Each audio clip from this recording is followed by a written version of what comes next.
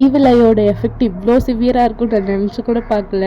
தீபாவளியை ஃபேமிலியோட ஹாப்பியாக செலிப்ரேட் பண்ணி ஃபோட்டோஸ் அண்ட் வீடியோஸ் ஷேர் பண்ணது தான். அதுக்கப்புறம் வந்து பார்த்திங்கன்னா தொடர்ந்து ஒவ்வொரு ஆளுக்காக ஃபீவர், கோல்டு, காஃப் அப்படின்னு சொல்லி கண்டினியூஸாக வந்துகிட்டே இருந்துச்சு. இன்ன வரைக்குமே எனக்கு கோல்டு, காஃபெல்லாம் இருக்குது. வீட்டில் யாராவது ஒருத்தருக்கு வந்தால் பரவாயில்ல, ஒருத்தர் விடாமல் எல்லாருக்குமே கோல்டு, காஃபு, ஃபீவர்னு எல்லாரையும் போட்டு தாக்கிடுச்சு.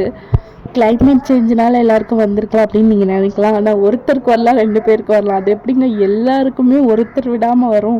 இன்னொரு விஷயமும் கூட என்னோட மனசை ரொம்ப பாதித்த விஷயம். அதை வந்து நான் இந்த வீடியோவில் நான் ஷேர் பண்ணல, பட் கண்டிப்பாக ஃப்யூச்சர் ஷார்ட்ஸ் அண்ட் வீடியோஸில் போடுறேன்.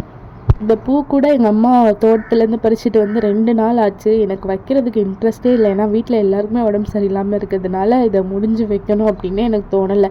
இன்றைக்கி ஓகே வேஸ்ட் ஆகிடுமே அப்படிங்கிறதுக்காக உட்காந்து டைம் பாஸ்க்காக முடிஞ்சிட்டு இருந்தேன். இவ்வளோ ஃபாஸ்ட்டாக முடிஞ்சு தலையில் வச்சுட்டு என்ன பண்ண போகிறேன் அப்படின்னு பார்த்தீங்கன்னா, என் பையன் தூங்கும் போதே நானும் கொஞ்சம் நேரம் தூங்கி எழுந்துக்க போகிறேன். அது என்ன பண்ணுறது, பூ வேஸ்ட் ஆகிடுங்கிறதுக்காக முடிஞ்சு தலையில் வச்சாச்சு.